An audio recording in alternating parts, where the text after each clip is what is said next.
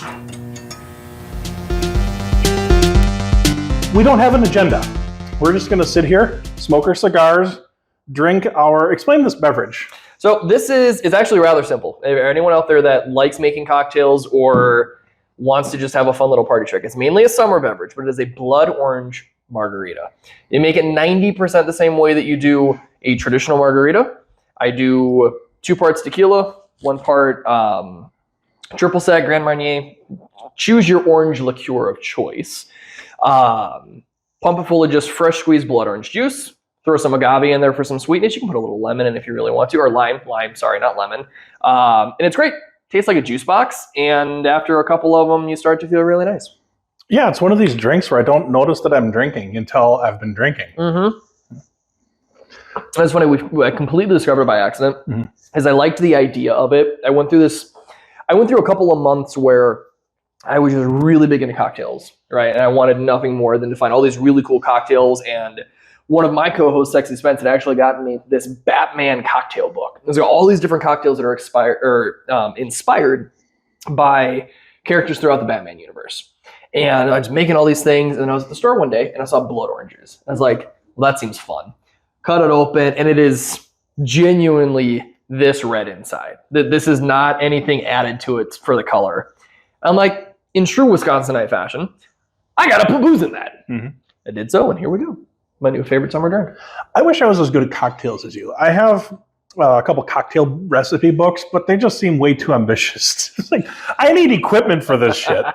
A cocktail is like, I have club soda and I have whiskey. Now I have whiskey club soda, which I think is great if you're at all a whiskey drinker. You really get the flavor notes of the whiskey without the alcohol bite. It kind of dilutes the whiskey enough where you can get the flavor. For sure. But you're not dumping a bunch of other shit in there to dilute the flavor. It's just the whiskey flavor. That's all you're tasting. And some bubbles. You know, and it's kind of by accident. That I got into cocktails in the first place. I think I got it. Yeah, there we go. You're not leaving yourself out. With a former employer of mine, I had actually done some traveling down to North Carolina, helped them out with some stuff, and the person that was running the show in North Carolina took everyone out for drinks afterwards, and had ordered this thing called a Royal Flush, and it was a shot at the time. And so I got this drink, and I found out that it was a whiskey-based shot, and I was like, I'm not a big whiskey person at the time, right? But this person just spent a bunch of money on alcohol for us. I'm not going to be rude.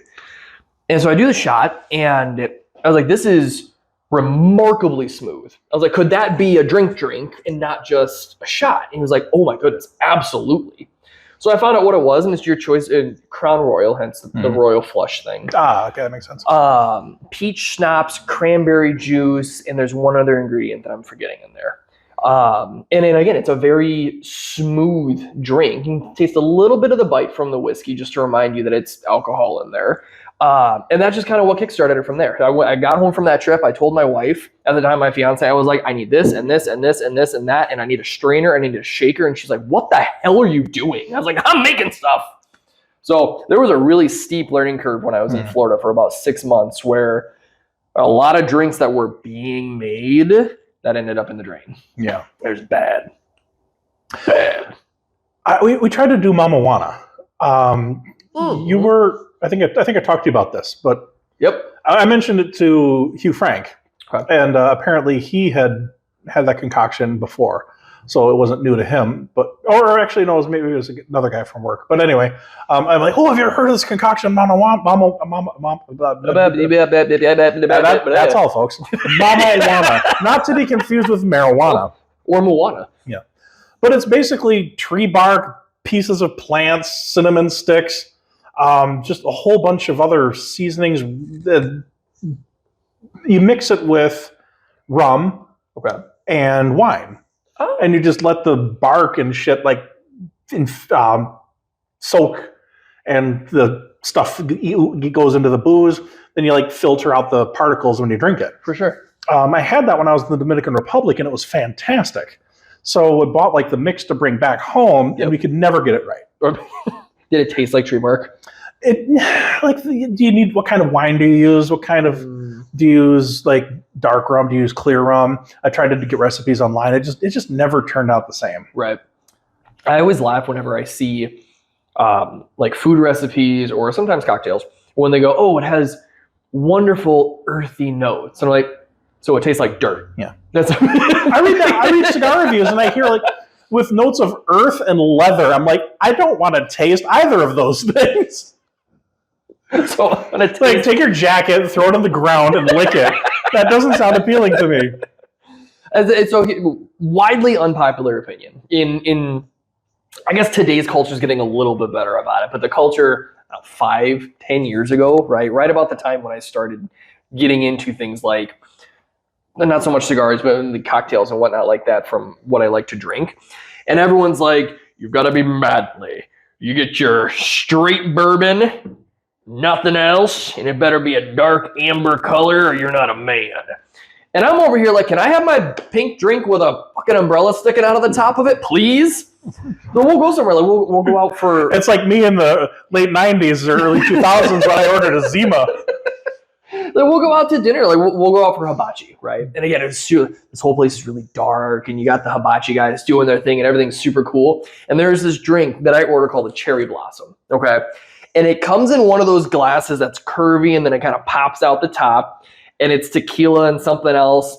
And there is this big old wad. I kid you not, it is easily the size of my cocktail glass here of, wait for it, cotton candy stuck right on top.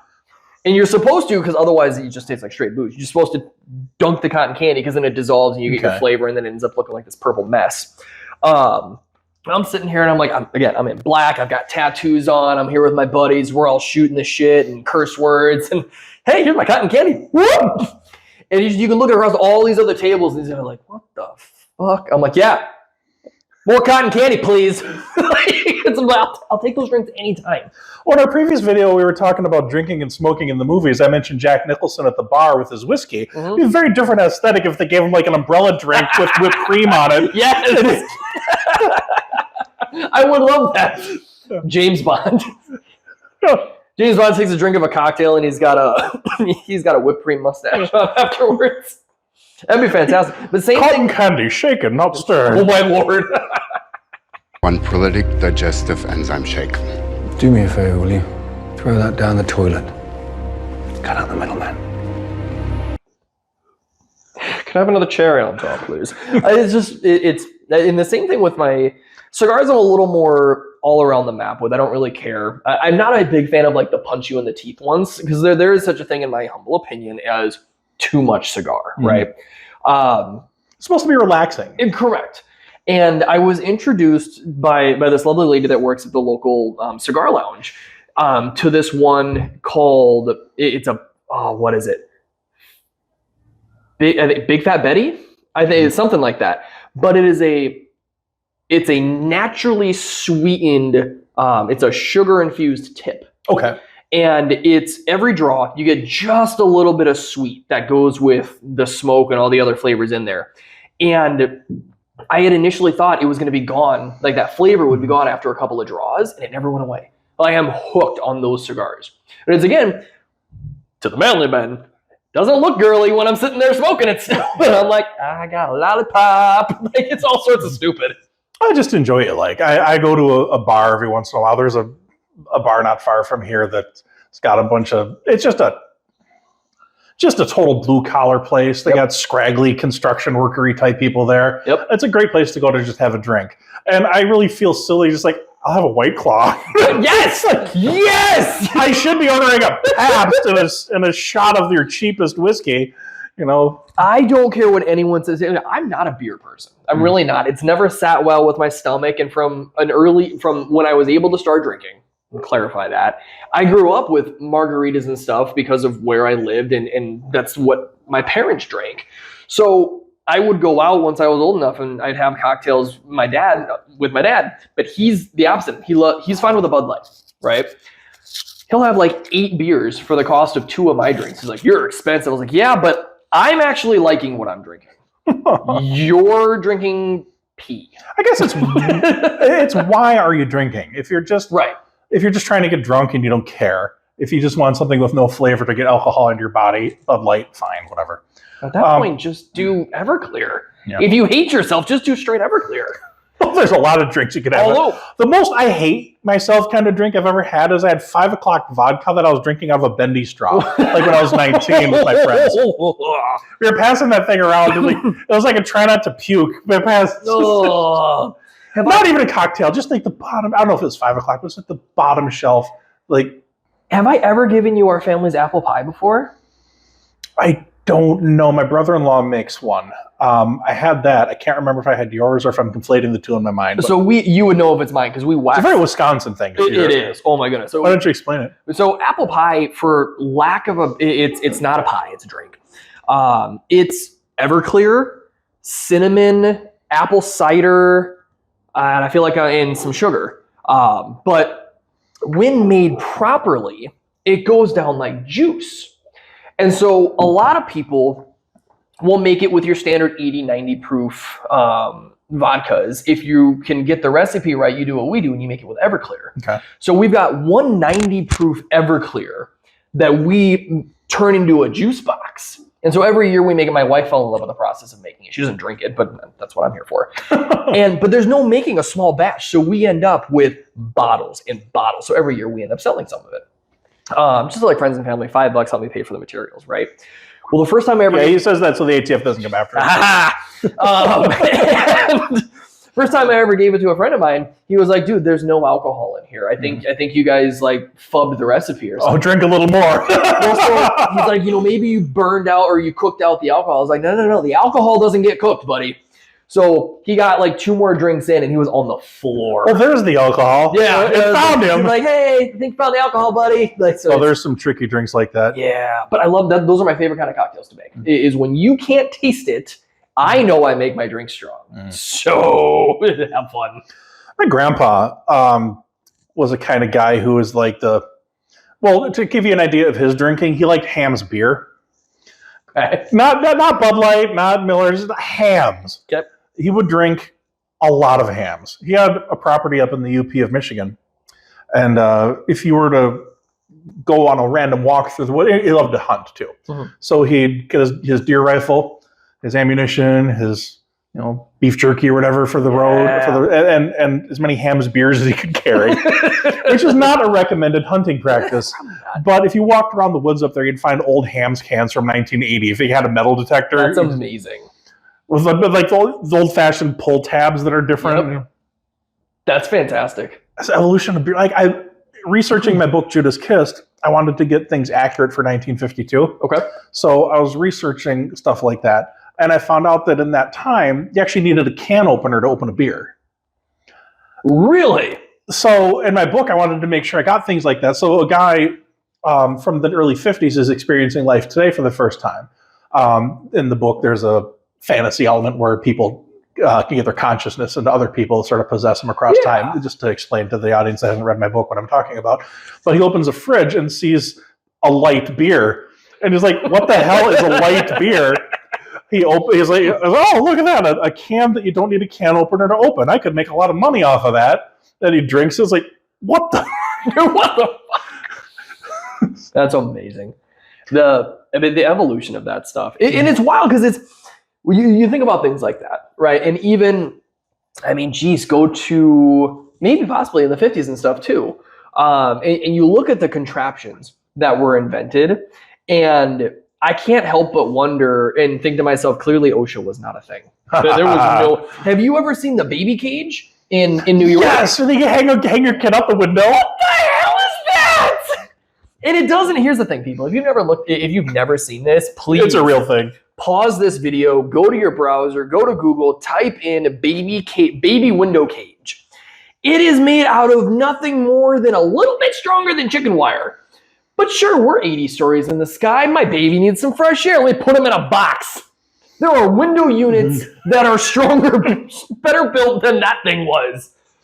People make fun of lawyers, but there's some good reasons to sue people sometimes. Oh, absolutely. I'm a horrible person because the first time I ever saw that invention, right? Mm-hmm. I go, okay, so that was fine. Michael Jackson, you did it wrong, bud. You held the kid without the baby cage. You just had to all the dangling over. I got nervous when you mentioned Michael Jackson. Okay. That's like the least inappropriate thing that he's known for with children. I had to keep it somewhat PG. But I mentioned earlier that I like cocktails, but I'm just not ambitious enough to try to make them. Mm-hmm. It's actually part of the reason I'll smoke a cigar instead of a pipe. Really? I went to a tobacco shop in Chicago. Okay. I don't remember the name of the place, but it's been there for like 150 years in the same location. It's fantastic. The guy behind the bar was smoking a pipe. Or not, but not behind, that wasn't a bar, like the counter is a better word. Yeah. And he's asking me about what I like to eat, just to determine what kind of cigar I would like. That's a clever question. So he's like, if you wanted to have a little something to eat right now, you like creamy macaroni and cheese or like a spicy chicken wing. And I'm thinking to myself, he's trying like smooth and creamy and nice, or like punch you in the teeth, hot and spicy. And my answer is like, what about like a steak and potatoes, something flavorful but not going to knock me out? Yeah. And he's like, I'll be right back. And he comes back with a cigar, and it was perfect. Isn't it wild? It was robust, but not spicy, not like kick you in the teeth strong. Yep. But it was rich and flavorful. That's amazing. And just from asking me about food. That's crazy. I've never thought about it that way. But the reason I brought that guy, I kind of got sidetracked. The reason I brought that up is when I was telling him about my preferences in cigars, other cigars that I've smoked, the guy's like, you should be a pipe smoker. I could see, aesthetically, I could see you smoking a pipe. But I don't want to like, you have to like light it a certain way. You have to clean your pipe when you're done with the cigar. You just throw it in a tin, get rid of it. I smoked out of a pipe once, and it was cheating, for lack of a better word. Okay. And because I know I'm going to get crucified either by you or by the viewers. So let me explain that this was not my fault. All I did was smoke the damn thing. So my brother, other co-host of mine on the show, had a bunch of really cheap cigars. We're talking like Walgreens cigars. Okay. And he has this thing that we call the Gandalf pipe. This sucker's got that long. And he sits there, and he always just had it in his mouth. He would never smoke out of it because he's a cigarette guy. And I was like, that would be fun. It was, well, smoke out of it. I was like, I don't think you have anything to put in there right now. And I don't know the first thing I'm not smoking out of a pipe. He goes, well, I can solve that. I'm not exaggerating. He just grabs a fistful of this box of cigars and just goes, crunch. And starts tearing apart this cigar and jamming it into the pipe and then lights it. And I'm like, not a great plan. This doesn't count, but I'm going to do it. And it was just kind of cool to just sit there like, and I do the thing and take it out and kind of like tap it on my shoulder a little bit. I felt like I was much, much more... way more sophisticated than you actually were. Sophisticated, yeah. And I'm sitting there in east side of Green Bay, and I'm like, yeah, this is bad. This is pathetic. But I'm about it. I would love to properly smoke a pipe one day. I remember a long time ago, I don't remember even whose house this was, but I was at a house party in my early 20s, just something. Fred Flintstone's? Sorry, that was an old joke. I'm sorry. What's that? I said Fred Flintstone's house? What's the old joke? Oh, not old, like old house? No, you being in a room with Fred Flintstone. Because that was that long ago that I was a young man. There we go. Anyway, I tried. but everybody's drinking and smoking in the house. Yeah. Except for this one guy who was smoking, or actually clarify, everybody's drinking and smoking cigarettes. Okay. Except for this one guy who had a pipe. And he's just sitting there. It was like I don't know what you call the kind of pipe, but it went down like like a down and then like kind of curved up, like a really long. Almost look like a smoking saxophone? Kinda. Okay. But whatever, he's smoking the thing. I might not be remembering exactly right, but he's smoking the thing. And I asked him about it, and he says, I started smoking pipes because I can't stand cigarettes. And I'm always around people smoking cigarettes. So I decided I'd make a cloud that I didn't mind. Fair. And I'm like, that's interesting, because it smelled so much better than the cigarette smoke. Oh, sure. I smoke cigars occasionally. I'm not a big smoker even with cigars. Yep. But I can't stand cigarettes. I never could. Yep. So it's a different... I don't remember the smell of cigarettes because I don't have a sense of smell anymore. And that's a whole different story for a different episode. But I Have you ever seen Walk Hard? No. They make a joke out of being nose blind in that, but anyway. That's how it feels sometimes, though, because I have vague memories of certain smells, right? But I will always distinctly remember that cigarette smoke compared to cigars or pipes was just disgusting. It just wasn't a very big fan of it at all, ever. Period. Well, that has to change the kind of cigars you would enjoy too, because you only get your taste buds. Yep. Because a lot of what you're getting in the cigars is through the nose, especially if you try to retrohale, where you don't bring it into your lungs, but you get the smoke through your sinuses and out your nose. Yep. That would just be pointless for you. Yep. Have you ever done the? I'm surprised you wouldn't like a stronger cigar then, if you don't have the sense of smell. And maybe I've just never had a good, stronger cigar. Fair. It's very possible that I've had very, very low grade strong cigars that just taste like ass. Well, it's kind of like whiskey for me. I grew up not liking whiskey. You talked about not wanting I'll have the whiskey and make it the strongest whiskey you got because I'm a man.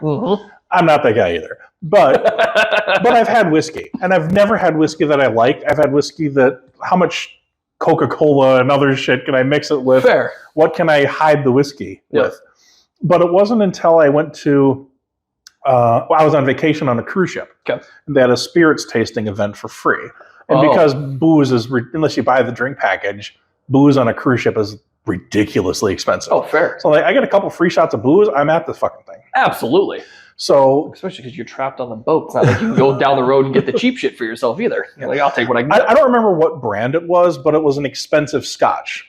I tried it primarily because it was expensive and free. It's like, why get the cheap shit if it's free? So absolutely. So I had some kind of single malt scotch for the first time, like real scotch. And I drank it. I'm like, oh, I didn't hate that. That didn't suck. I was expecting just to get the alcohol. I was drinking it just for the sake of drinking it. Right. Because I wanted to, experience alcohol because that's what you do on a vacation. But I'm like, I'm surprised I liked that. Yep. So when I got back home, I actually looked into scotch and found out that if you buy a bottle of booze that's slightly more expensive than the other bottles of booze, you might actually get something you like. Right. So it wasn't until I was probably easily 30 before I actually liked whiskey. Really? That is interesting. And then I started to get really into scotch. And I thought, well, maybe it's just because I've always had bourbon and not scotch. So I think, okay, I guess I'm a scotch guy. And then my brother took a job in Kentucky. Oh. So I'm like, okay, we're going to go to distilleries. I should try to expand my whiskey palate to bourbons too. Yeah. So I went to a local liquor store and I just bought a random ass bottle of bourbon that was a little bit on the more expensive side, just to see if I liked it. Yeah. And holy shit, I did. Oh my God. So I'm like, okay, I guess I just, I'm a grown up that makes a reasonable living. I can afford a bottle of booze that isn't on the bottom of the shelf. Yep. So it's actually good. And I was genuinely surprised that all of a sudden I like whiskey, because I was like you, I had no interest in it whatsoever. Right. That's interesting. And I'm just now starting to learn how to drink gin for kind of the same reason. Gin, I have never, and maybe it's the same thing as what you said with the whiskey, I have never had a good gin experience. My booze of choice... Gin just kind of sounds like you want to be drunk under a bridge. Correct. And it's like, so my alcohol of choice, my liquor of choice is tequila. And most people are like, oh my God, tequila. But it's the same thing. Like, if you can get good tequila... It's wonderful. Like, good tequila is wonderful in cocktails. I'm not to the point where I can just drink tequila on the rocks like my boss can, and she can sit there and just sip just straight tequila. I was like, I can't do that. I don't know if I'll ever be able to do that, because again, I like my cocktails. Mm-hmm. Oh, excuse me. But no, some good tequila is where my happiest is. Whoa. Technical difficulties, ladies and gentlemen. Please hold. Please continue. Please continue. I don't know where I was going with that story. Tequila? You don't like tequila? Love tequila. Now you do. Now I do. Yep. Tequila tastes better in Mexico.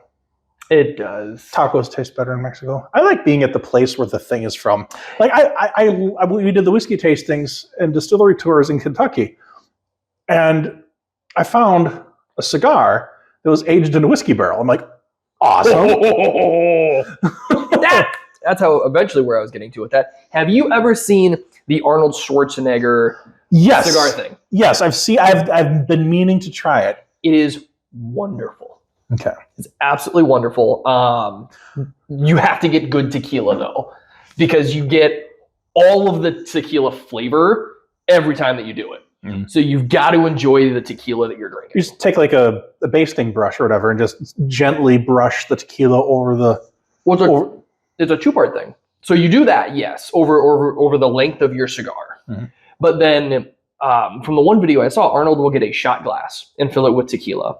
And he will take the mouth end of your cigar and will do a dip inside of it and kind of like pull it upside down and let it soak in as well a little bit. And then we'll take your draws after that. So after maybe 10, 15 minutes, so you just kind of redip it a little bit. But you get this weird... Pause that thought. I'm going somewhere with this, I promise.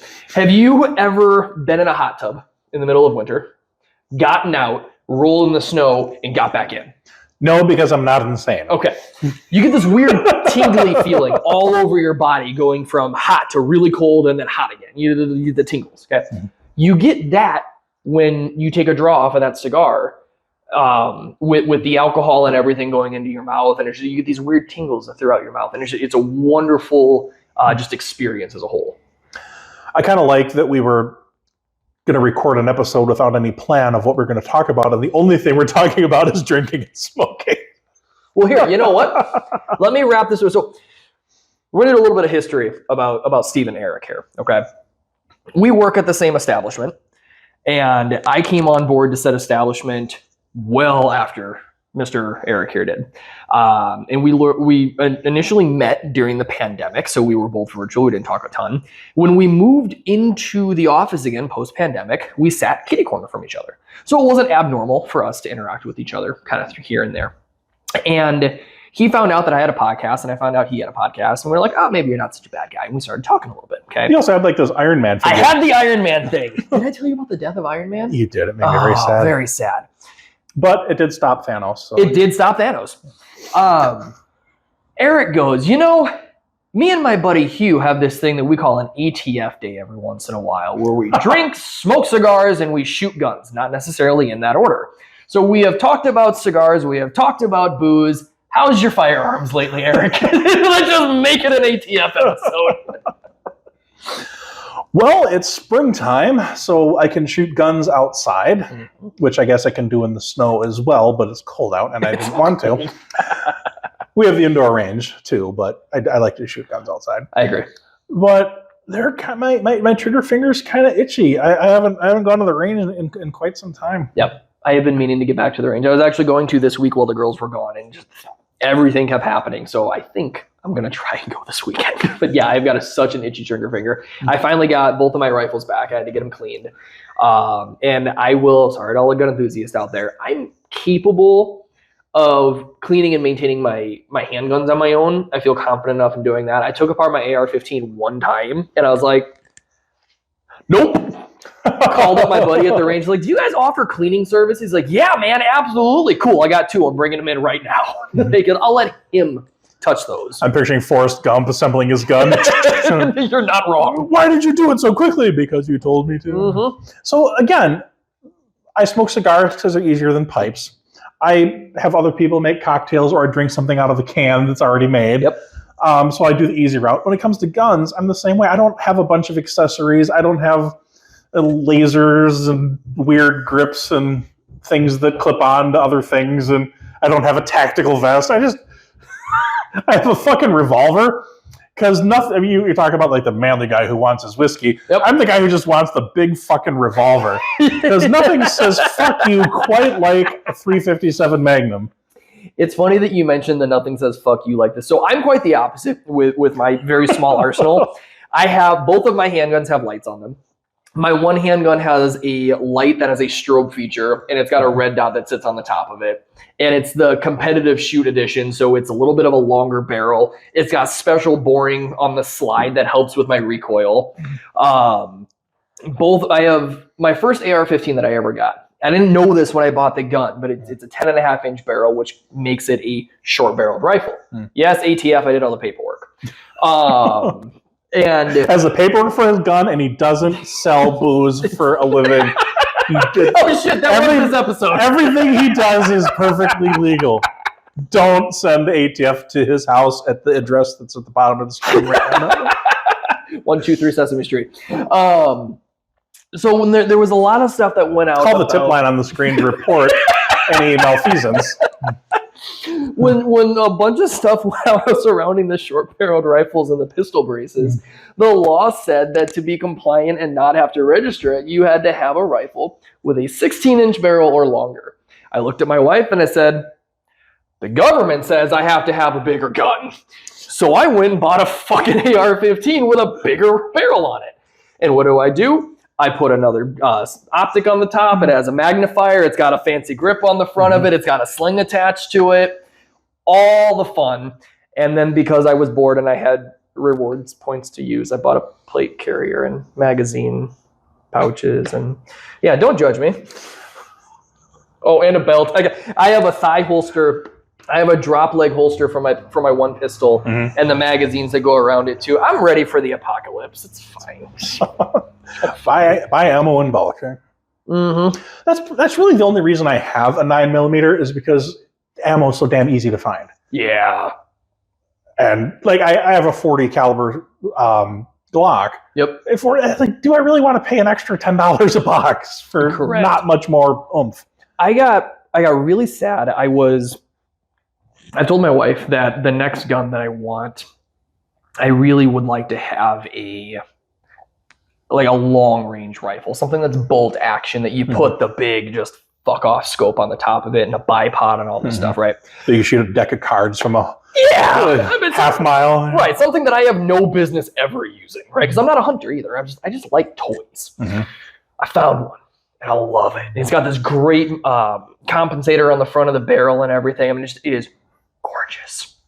And at the time, I didn't know what the ammo was that it shoots. It was like 338 Lapua or something like that, right? I'm like, what the fuck is this? Well, anyway, I was like, babe, I'm going to buy this gun. And the little birdie in my head said, hey, dipshit, go check out the ammo that it uses real quick. I'm like, all right, let's wander over there and look at the ammo real quick. For a box of 20 rounds, $70.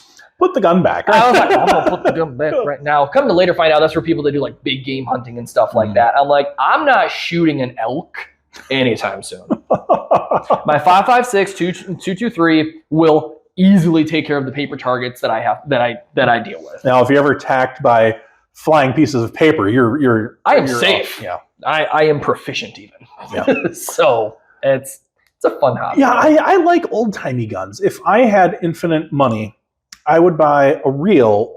They don't make them anymore unless you have like special licenses, because fully automatic you need the big old government license, and the laws in the country, you can't buy a fully automatic weapon that was manufactured after a certain date and whatnot. But an old classic Thompson submachine gun. Oh yes. And I would only shoot it if I was wearing a pinstripe suit. Absolutely. But that's just my fuck off. I have no reason to own it. Yep. I just sounds like fun. But I mean, I love my M1 Garand rifle. It's an old Army rifle. Yep. I love that thing. It's just fun. And again, I don't hunt either. I used to. Did you really? Yeah, when I was younger, I used to bird hunt quite a bit. I've shot a few deer. Okay. But since my grandpa passed away, my middle name Wilfred was his first name. I named it after him. Duck hunting was almost a religion for him. Gotcha. It's a family tradition. So when my son's older, I might go back to the idea of bird hunting again, just for passing along that tradition. But to me, it's just so not worth going out into the woods at 4:00 in the morning. I know hunters. I'll take their venison. You're correct. Now, I would, even being not a hunter, for the sheer experience of the entire thing, I would love to do one of those hunting expeditions where you have a guy who's ultimately going to guide you through these hundreds of acres of land, and you're tracking this animal, and you're camping, and you're carrying your rifle with you. Because for me, even if I don't shoot a damn thing, that whole experience, that's going to be fun whether you get yeah, it just seems fun. Now, on the other hand, if you go to Nevada anytime, apparently they've got places where they'll put you inside of a little bird helicopter and they fly you into the desert, and they've got a machine gun mounted to the side, and they go, see that busted up car? Hold the trigger. 15 seconds, just let it run. You're like, what?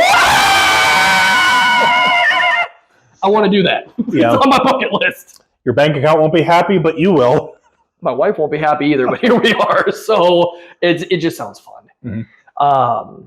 The last thing I'll end with as far as the guns go, did you ever hear the comparison between people who do like range shooting and just firearms in general as a hobby and why it is so successful in being therapeutic? What about it? So people, and I'm not saying this is the exact reason, but it was the best story I ever heard. People compared it to old world Japan, I think is what it was, where things like preparing dinner and preparing tea specifically was not just boil some water and put your tea leaves in there. This was a process, and there was tradition and there was respect that went into every movement, and everything had to be precise. And so what happens is this accompanied a large portion of your day preparing this tea or preparing this meal for your family and your in-laws and all these other people, because respect and honor, it was such a big thing in the culture, right?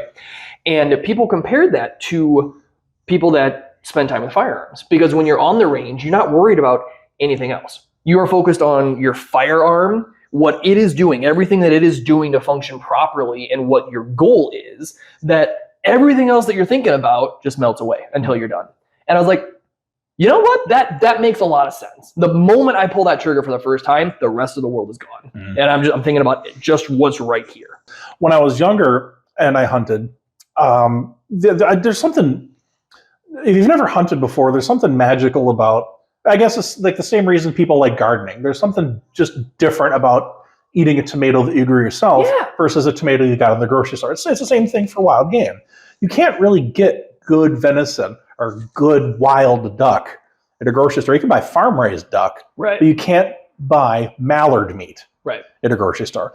But I remember as a kid eating the duck that I had shot. Now, environmental regulations have changed. You can't use lead shot anymore. Correct. It has to be steel shot, which my grandpa hated. It's like, we're wounding more ducks than we're killing because of this steel shot that doesn't go as far. Blah, blah, blah. But I remember as a kid eating duck and spitting out these little lead pellets.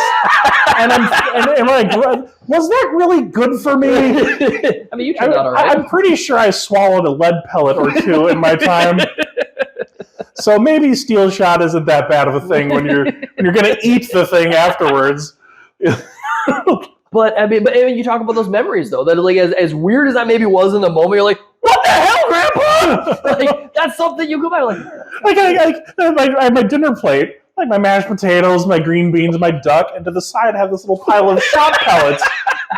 I just picture like your classic like envision of like a redneck or something, and they got their spit can and like, ding. You don't get that in Kentucky Fried Chicken. No? Did I ever send you the picture of the AK-47 styled shotgun? Mm-hmm. Oh my goodness. It'll take a drum mag, Eric. In addition to the big rifle with the fuck off scope on it, I really want a drum fed shotgun. For no other reason to just say, I got a drum mag on it. Yeah. Bitch. I think it's awesome that we're not stockpiling guns because we're like afraid of the government or we're terrified that the commies and Nazis are going to invade or whatever. We just like fun toys. It's just our equivalent of buying a sports car. Yep. We just fucking want them. Yep. That's all there is to it. That's all we need. There's no political agenda. There's no. We just want things that go boom because we're men. We want things that go boom. We want things that have some smoke on them. We're not very sophisticated. we just like things. We're just that we like. We're just cavemen that like toys. That's exactly it. With that, I think that's a good place to call the show. Probably a little longer of an episode than normal, but that's okay. So give that like button a shot. Pow, pow, pow, pow. Wow. That was really fucking stupid.